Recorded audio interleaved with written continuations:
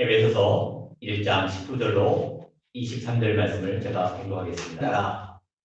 믿는 우리에게 베푸신 능력의 지극히 크심이 어떠한 것을 너희로 알게 하시기를 구하노라.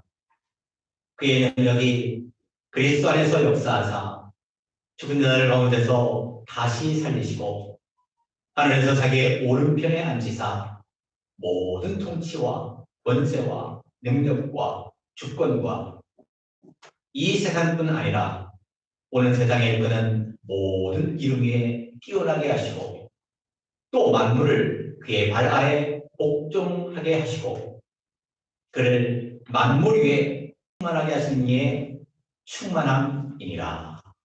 아멘. 오늘 이 본문 말씀을 통해서 성도에게 주신 능력이라 하는 말씀을 증거해 드리도록 하겠습니다. 교회는 무엇인가? 예배는 무엇인가? 성도는 누군가? 성도는 무엇을 하는 사람인가? 참 많은 생각을 하게 하는 이런 때입니다. 오늘 이 본문에 이 성도의 정체성에 대해서 분명하게 말씀하십니다. 23절 한번 읽어보실까요? 교회는 그의 몸이니 만물 안에서 만물을 충만하게 하시는 이의 충만이니라. 교회는 그의 몸이다 말씀했습니다. 19절 한번 읽어보실까요? 그의 힘의 위력으로 역사하심을 따라 믿는 우리에게 베푸신 능력에 지극히 크심이 어떠한 것을 너희로 알게 하시기를 구하노라. 믿는 우리에게 능력을 베푸셨다고 했습니다. 성도들은 과거에 하나님이 불러주신 사람들입니다. 동시에 미래에 영광스럽고 풍성한 기업이 보장된 사람들입니다. 그런 동시에 현재의 모든 생활 속에서 능력을 나타내는 그런 강한 사람들입니다. 오늘 이 19절에 방금 읽었던 것처럼 믿는 우리에게 베푸신 능력이라 했습니다. 베풀어 주신 능력입니다. 믿기만 하면 예수 믿는 어떤 사람도 차별 없이 베풀어 주시는 능력입니다. 성도들에게 베풀어 주신 이 능력은 시시한 능력이 아닙니다. 오늘 무슨 능력이 있습니까? 지극히 큰 능력이 있습니다. 지극히 큰 능력을 베풀어 주셨습니다. 어떤 것과도 비교할 수 없는 가장 우수하고 가장 뛰어나고 가장 큰 하나님의 능력을 베풀어 주셨습니다. 이 하나님의 능력을, 이 지극히 큰 능력을 오늘 19절에 보니까 비슷한 단어로 여러 개로 설명하고 있습니다. 오늘 19절에 보니까 힘이다, 위력이다, 역사다 말씀했습니다. 하나님의 능력이 보통이 아니기 때문에, 지극히 큰 능력이기 때문에 이렇게 여러 가지 용어들로 사용해서 우리를 깨닫도록 하십니다. 힘, 위력, 역사. 힘이라는 표현을 썼죠. 이것은 속에 있는 내적인 위대한 능력, 이 본질적인 면을 말할 때 힘이라고 말합니다.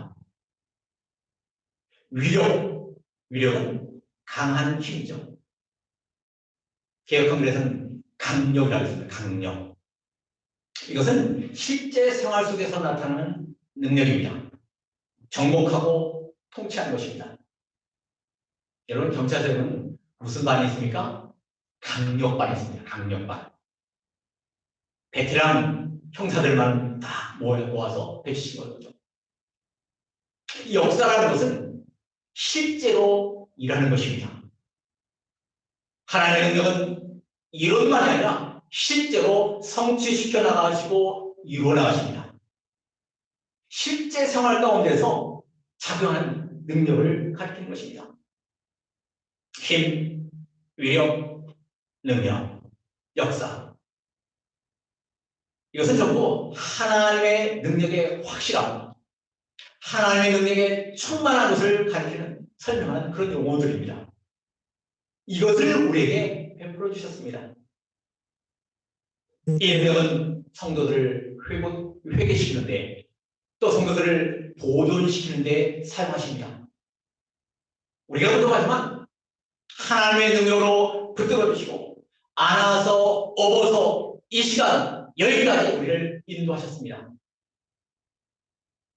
지극히 큰 능력이 마침내 성도들을 부활시킵니다. 그리고 이 지극히 큰 능력이 성도들을 그리스도와 함께 하늘나라에서 존귀케 만들어 나가십니다. 회개케 하시고 보존하시고 부활시키시고 하늘에서 존귀케 만드시는 능력입니다.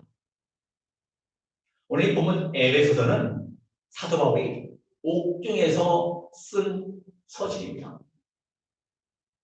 이 옥중에서 하나님 앞에 무릎을 꿇고 네 가지를 좀 알게 해달라고 하나님 앞에 기도하는 내용이 오늘 16절부터 19절의 말씀입니다. 옥중에서 나가서 뭐 도와줄 수 없고 어떻게 할 수 없는 그 옥중에서 이 성도들을 에베소서 성도들을 향해서 이 하나님에 대해서 네 가지를 알게 해달라고 기도합니다. 16절로 19절로 한번 읽어볼까요? 내가 기도할 때에 기억하며 너희로 말미암아 감사하기를 그치지 아니하고 우리 주 예수 그리스도의 하나님 영광의 아버지께서 지혜와 계시의 영을 너희에게 주사 하나님을 알게 하시고 너희 마음의 눈을 밝히사 그의 부르심의 소망이 무엇이며 성도 안에서 그 기업의 영광의 풍성함이 무엇이며 그의 힘의 위력으로 역사하심을 따라 믿는 우리에게 베푸신 능력의 지극히 크심이 어떠한 것을 너희로 알게 하시기를 구하노라. 네 가지를 알게 해달라고 하나님을 기도합니다. 첫째로 뭘 알게 해달라고 했죠? 하나님을 알게 해달라고 기도했습니다. 두 번째로는요, 소망에 대해서 알게 해달라고 기도했습니다. 세 번째로는요, 이 기업이 얼마나 풍성하고 얼마나 영광스러운가를 알게 해달라고 기도했습니다. 네 번째로는 이 능력에 대해서 알게 해달라고 기도했습니다. 하나님, 소망, 기업, 이 능력, 이 네 가지를 알게 해달라고 사도 바울이 이 옥중에서 간절하게 하나님께 무릎 꿇고 기도합니다. 이 다른 것은 짧게 되어 있는데 이 능력에 대해서는 이 19절로 23절까지 5절에 걸쳐서 말씀했습니다. 왜요? 능력이 중요하기 때문에 이 5절이나 길게 말씀하셨습니다.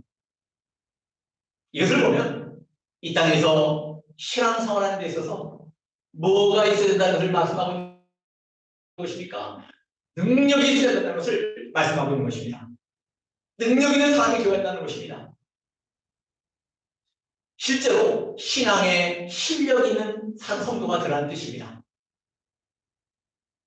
이렇게 능력을 길게 말씀하신 것은 능력을 실제로 써먹는 사람이 되라는 것입니다. 이 세상의 모든 것은 하면 할수록 익숙해집니다. 힘도 자꾸 쓰면요, 힘도 생깁니다. 욕도 해버릇하면 욕도 잘합니다. 뭐가 되죠? 욕쟁이가 되는 거죠. 부인도 때려버릇하면요, 때리는 것이 익숙해집니다. 모든 게 익숙해지게 되어 있습니다. 능력을 좀 써먹는 사람이 돼서 실제로 능력 있는 사람이 되라는 말씀입니다. 실제 사건 속에서 나약해지지 말고 쓰러지지 말고 능력 있는 실력 있는 이런 사람이 되라는 것입니다. 실제로 이기는 사람이 되라는 것입니다. 여기서 이렇게 길게 말씀했습니다. 이 능력을 알게 해달라고 기도합니다. 이 하나님의 크신 능력을 알라는 것입니다. 이 능력이 어떤 것이며 왜 이 능력을 왜 주셨는가? 또 어떤 사람이 되어야 되는가? 이것을 좀 알라는 것입니다. 믿는 사람, 아는 사람, 깨닫는 사람이 되라는 것입니다. 믿는 우리에게 믿는 사람에게는 누구에게나 있습니다. 믿는 사람이 실제로 쓰기만 하면 이 능력이 나타나는 것입니다. 사도 바울은 이론만 말씀한 것이 아닙니다. 사도 바울은 실제로 이렇게 걸어가면서 이렇게 성령으로 기록한 것입니다. 사도 바울은 실제로 능력이 나타난 사람입니다. 능력 있는 종입니다. 여러분, 우리 빌립보서 읽어봤지 않습니까? 빌립보서도 옥중서신입니다. 그 내용 전체 내용이 뭐라 했습니까? 기뻐하라. 사도 바울이 이 감옥에서도 기뻐할 수 있었습니다. 빌립보 4장에 여기 살펴봤지 않습니까? 기뻐하라. 내가 다시 말하노니 기뻐하라. 기뻐하는 것이 이만큼 중요합니다. 빌립보 4장에 보면 사장이 뭐라고 했습니까? 풍부에 처할 줄도 알고 이 궁핍에 처할 줄도 안다고 했습니다. 풍부가 오겠으면 오고 궁핍이 오겠으면 오고 전혀 신앙이 흔들리지 않고 전혀 신앙에 손해보지 않고 이렇게 나갈 수 있었던 그 비결이 뭡니까? 그 비결을 배웠기 때문에 그렇게 고백하는 것입니다. 이 사도 바울이 능력의 사람입니다. 사도 바울이 능력의 사도였습니다. 여러분, 신앙이 나타난 사람은요, 부여지게 되면 이 신앙이 나타나게 됩니다. 또 가난해지면요, 신앙이 또 안 됩니다. 그러나 이 능력이 머무는 사람은요, 풍부가 왔든지 풍부가 왔든지 일체의 비결로 신앙의 손해를 보지 않습니다. 빌립보서 4장 13절에 뭐라 했죠? 여러분 다 아시죠? 내게 능력 주시는 자 안에서 내가 모든 것을 할 수 있다. 이것이 사도 바울의 결론입니다. 결론. 우리는 능력 주신 자 그 안에 있으면 우리도 모든 것을 할 수 있습니다. 사도 바울만 할 수 있는 것이 아닙니다. 하나님의 지극히 크신 능력을 믿는 우리에게 베풀어 주셨습니다. 예수 믿는 사람에게 베풀어 주신 능력입니다. 이것은 두 가지 뜻이 있죠. 오늘 본문에 보니까 이것은 예수 그리스도를 통해서 믿는 성도들에게 주신 능력이죠. 또한 이것은 주님에게 주신 능력입니다. 오늘 주님에게 주신 능력을 20절로 23절까지 길게 설명하고 있습니다. 예수님에게는 이런 능력이 있습니다. 이것을 알아가는 것입니다. 우리 예수님은 영광스러운 하나님의 능력을 얻기 위해서 하늘 모든 영광과 보좌와 지극히 낮아지셨습니다. 사람의 몸을 입으셨습니다. 자기를 위어 종이 되셨습니다. 죽기까지 하나님께 복종하시고 마지막에는 십자가를 지셨습니다. 예수님이 이렇게 사셨기 때문에 하나님이 능력을 주실 수밖에 없었고 실제로 능력이 머물 수밖에 없었습니다. 우리가 이런 신자가 되야 됩니다. 정말 하나님이 능력을 주실 수밖에 없는 이런 신자가 되어야 됩니다. 능력이 좀 머물 수밖에 없는 이런 신자가 되어야 됩니다. 약해지지만 하는 것입니다. 쓰러지지만 하는 것입니다. 우리 주님께서 우리 주님에게 주신 이 능력을 대해서 쭉 말씀했습니다. 우리도 실제로 예수님 같은 이런 능력의 사람이 되려면 예수님이 걸어간 그 길 걸어가면 되는 것입니다.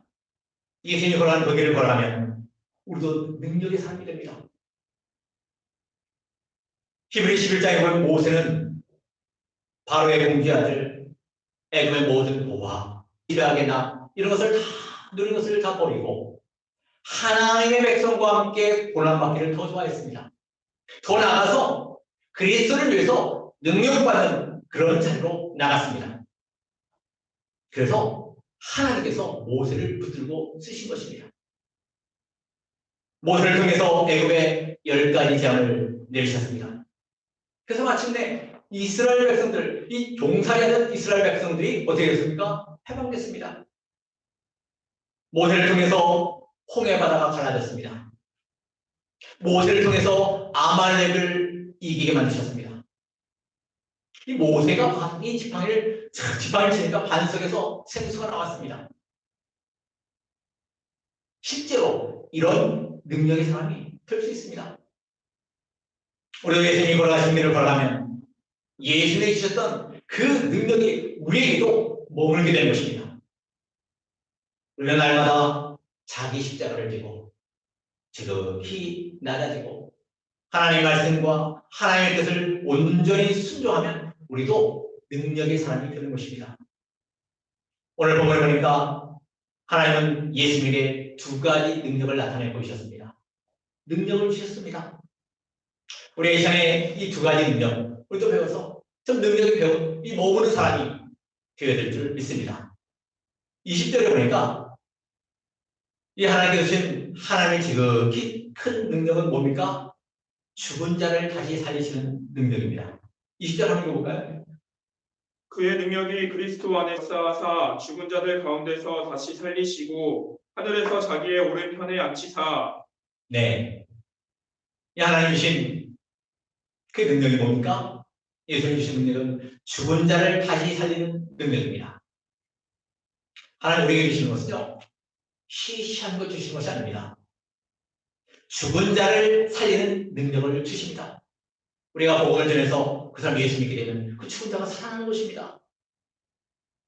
죽은 자를 살리는 것은 사망의 권세를 이긴 것입니다. 사람들이 무엇 때문에 양심을 쓰죠? 무엇 때문에 두려워합니까? 무엇 때문에 비겁해집니까? 무엇 때문에 시시해집니까? 죽을까봐입니다. 죽을까봐.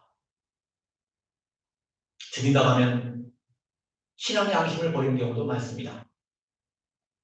예수님에게 주신 능력은 사망을 이긴 능력입니다. 이 사망 권세가 얼마나 대단합니까? 모든 인류가 여기에 다 굴복하는 것입니다. 굴복당하는 것입니다. 뭐 바이러스로 여기저기 죽는 사람이 생기니까 나라마다 빗장을 다 걸어다닙니다. 예수님 우리를 건져주려고 오셨는데 어디에 있는 사람을 건져주려고 오셨는가? 히브리서 2장 15절 한번 볼까요? 어디 있는 어떤 상태에 있는 사람들을 구해주시려고 건져주시려고 오셨는가? 말씀하고 있습니다. 또 죽기를 무서워함으로 한평생 매여 종로로 타는 모든 자들을 놓아주려 하심이니. 네, 죽기를 무서움으로 한평생 매여 종로로 타는 사람을 놓아주려고 이 세상에 오셨다고 했습니다. 죽기를 무서워하여 한평생 매여서 종로를 타는 사람이 참 많습니다. 많은 사람이 옳다, 이것은 잘못됐다, 이것은 옳지 않다, 이것은 양심의 가치가 된다 하면서도 못 걷는 이유가 뭘까요? 죽을까봐입니다. 죽을까봐. 우리 예수님은 죽기를 무서워하며 한평생 매여 종로를 타는 그 자리에서 건져주려고 오셨습니다. 우리 예수 믿는 사람들은 사망을 이긴 사람들입니다. 이 원칙적인 면에서 사망의 권세를 이긴 사람들이 우리 예수 믿는 사람들입니다. 법적으로 우리는 이긴 사람들입니다. 우리는 사망에 대해서 개선가를 부르는 사람들입니다. 이 죽은 자를 다시 살리는 능력, 이 능력은요, 죽음을 초월하는 능력입니다. 하나님의 능력은요, 정말 대단합니다. 위대한 능력입니다. 죽은 자를 다시 살리는 능력입니다.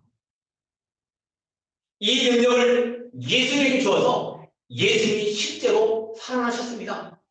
이제 부활절이 앞으로 가고 있는데 예수님이 실제로 살아나셨습니다. 영원히 안 죽는 그런 몸으로 살아나셨습니다. 그렇기 때문에 우리 예수 믿는 사람들은요, 살아도 죽고 살아도 좋고 죽으면 더 좋다라고 말할 수가 있는 것입니다.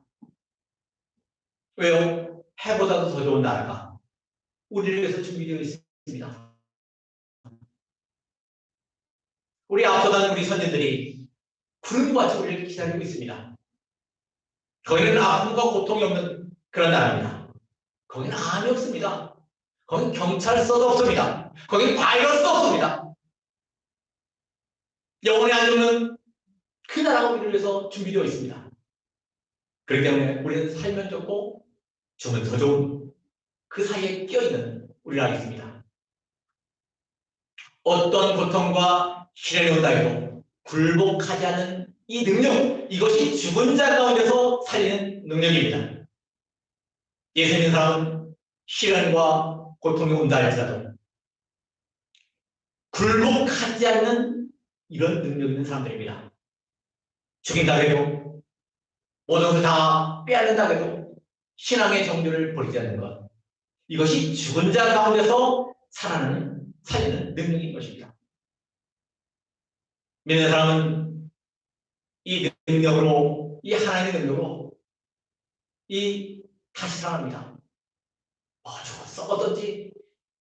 어떤 상태로 죽었든지 언제 죽었든지 상관없습니다. 반드시 다시 살아납니다.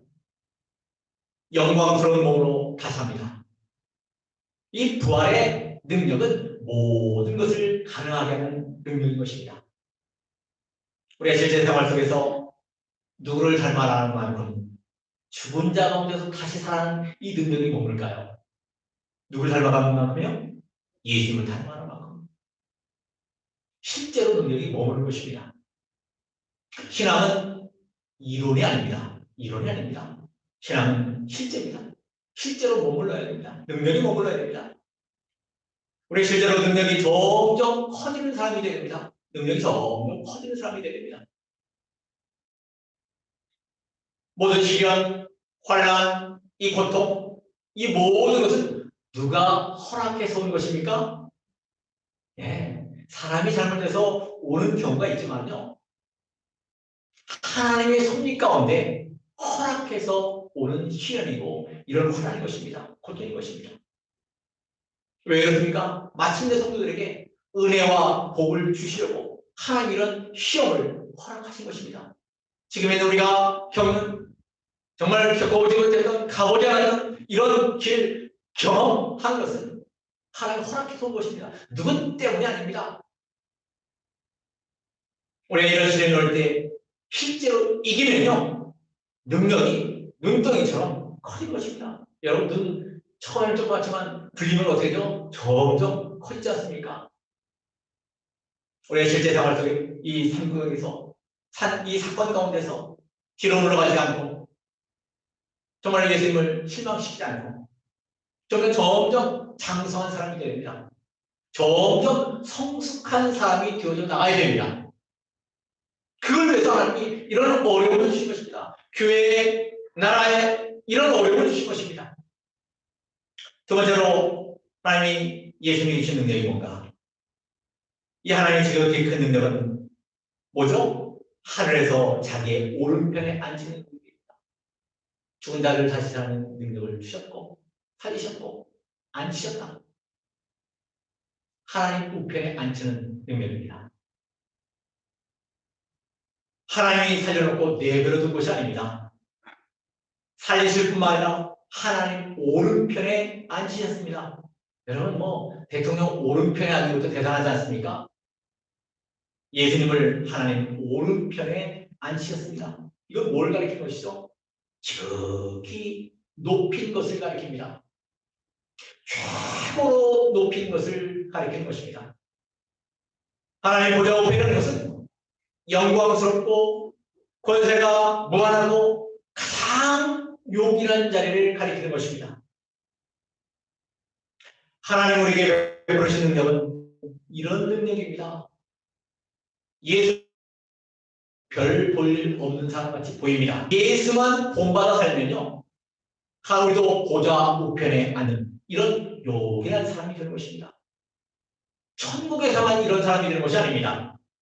하나님 이 세상에서도 이렇게 쓰십니다. 아주 요긴하게 쓰십니다. 여러분 요셉이 애고에 팔렸지 않습니까? 이 보디발의 집에서 충성종사를 했습니다. 근데 그가 거기서 믿음을 지키고 이 불과 같은 시험을 이길 때에 애고의 총리가 되었습니다. 하나님의 성도들이 좀 인격이 좀 고상해지는 사람이 되기를 원하십니다. 좀 존경받는 인격체가 되기를 원하십니다.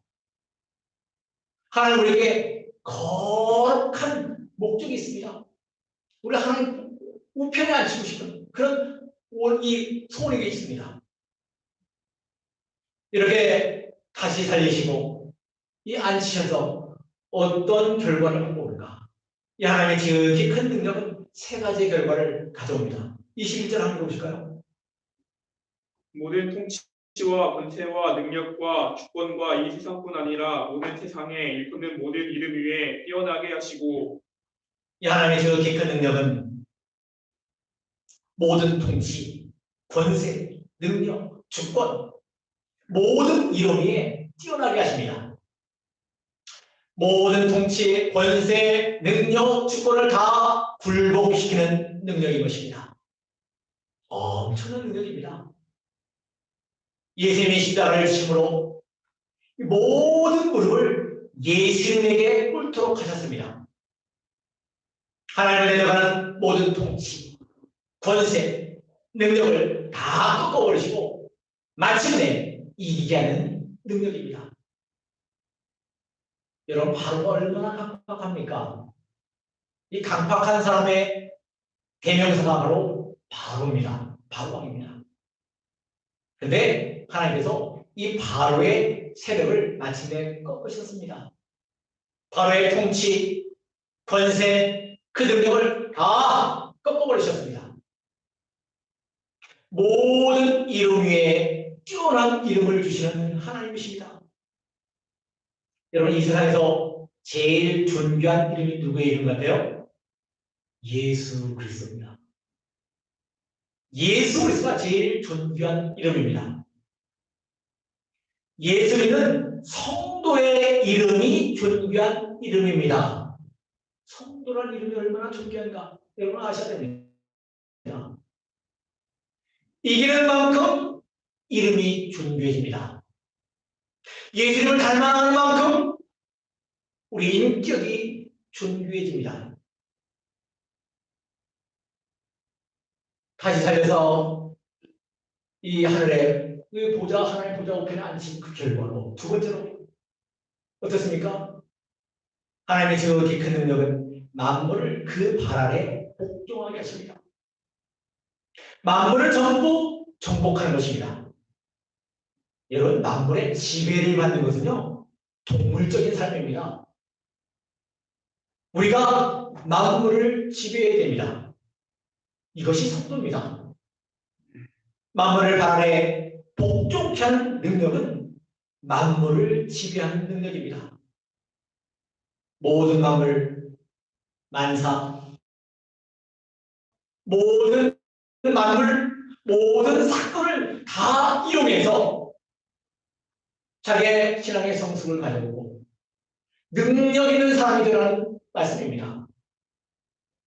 여러분 고린도전서 3장 21절 이후에 보면 무슨 말씀이 나옵니까? 만물이 다 너희 것이다. 모든 만물을 너희 신앙의 유익을 위해서 허락하신 것이다. 바울이나 게바나 아볼로나 전부 너를 위해서 있는 것이다. 세계든지 상황이든지 사는 것이든지 죽는 것이든지 지을 것이든지 장래의 것이든지 다 너의 것이다. 이것이 만물을 발 아래 받는 신앙입니다. 만물을 발 아래 받는 신앙, 이것이 위대한 신앙입니다. 이것이 예수님이 걸어간 신앙입니다. 우리가 마침내 이 신앙의 사람이 되어야 됩니다. 우리가 이 신앙이 있어야 됩니다. 우리가 이것이 없는 것을 통탄하고 가슴 아파하고 해야 됩니다. 회개해야 됩니다. 만물이 우리를 위해서 있다는 것, 이것을 확신을 가져야 됩니다. 절대 만물 때문에 손해보지 마시기 바랍니다. 만물이든지 만인이든지 만사든지 전부 이용하시기 바랍니다. 사도 바울은 만물을 발 아래 받는 신앙을 가지고 일생을 살았습니다. 이것이 위대한 신앙입니다. 그런 감옥에서도 하나님을 찬송했습니다. 온몸이 열릴 정도로 기도했습니다. 우리가 만물, 만인, 만사를 통해서 마침내 하나님의 뜻을 이루고 하나님께 영광을 돌리는 이런 사람들이 됩니다. 또 한 가지는 다시 살리시고 이렇게 앉히신 그 결과로 뭐가 왔습니까? 이 하나님의 지극히 큰 능력은 예수님을 만물의 교회로 삼으셨습니다. 교회 머리로 삼으셨습니다. 예수님은 만물에 계시고 교회 머리십니다. 22절 한번 읽어볼까요? 또 만물을 그의 발 아래에 복종하게 하시고 그를 만물 위에 교회의 머리로 삼으셨느니라. 예수님은 만물 위에 계십니다.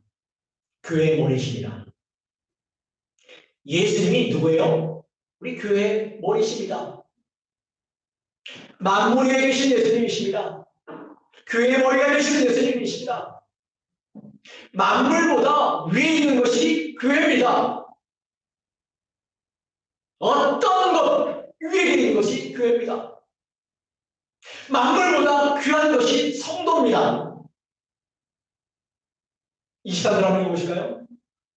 교회는 그의 몸이니 만물 안에서 만물을 충만하게 하시는 이의 충만함이니라. 교회가 뭐라고요? 예수님의 몸입니다. 몸입니다. 예수님의 그 능력, 예수님의 몸인 우리에게 그 능력이 머무는 것입니다. 믿는 우리에게 능력을 베풀어 주셨습니다. 우리가 누구인가? 우리가 무엇을 해야 되는가? 이것을 말씀했습니다. 우리의 정체성이 어디에 있는가? 우리의 정체성을 분명히 가져야 됩니다. 우리는 예수님이 주셨던 그 능력을 우리에게 주셨다는 사실입니다. 우리가 예수님을 닮아가는 만큼 우리도 그 능력이 머뭅니다. 우리의 어려운 환경, 우리 지혜롭게 극복해나가는 능력의 종들이 되기를 원합니다. 이것 때문에 저것 때문에 거기에 함몰되고 거기에 무너지고 두려워하고 낙담하는 것이 아니라 우리가 예수님을 닮은 만큼 제자의 길을 걸어가는 만큼 능력이 점점 커져서 전에는 좀 졌지만 전에는 좀 넘어졌지만 이제는 좀 이겨서 좀 실력 있는 이런 능력 있는 종들이 되기를 원합니다. 모든 마음을 만인 만사를 다 이용해서 이런 어려움, 이런 환경, 이런 것들을 다 이용해서 우리의 신앙의 성숙을 가져오는 이런 위대한 우리 성도님들이 되시는 은혜가 있기를 원합니다. 기도하겠습니다.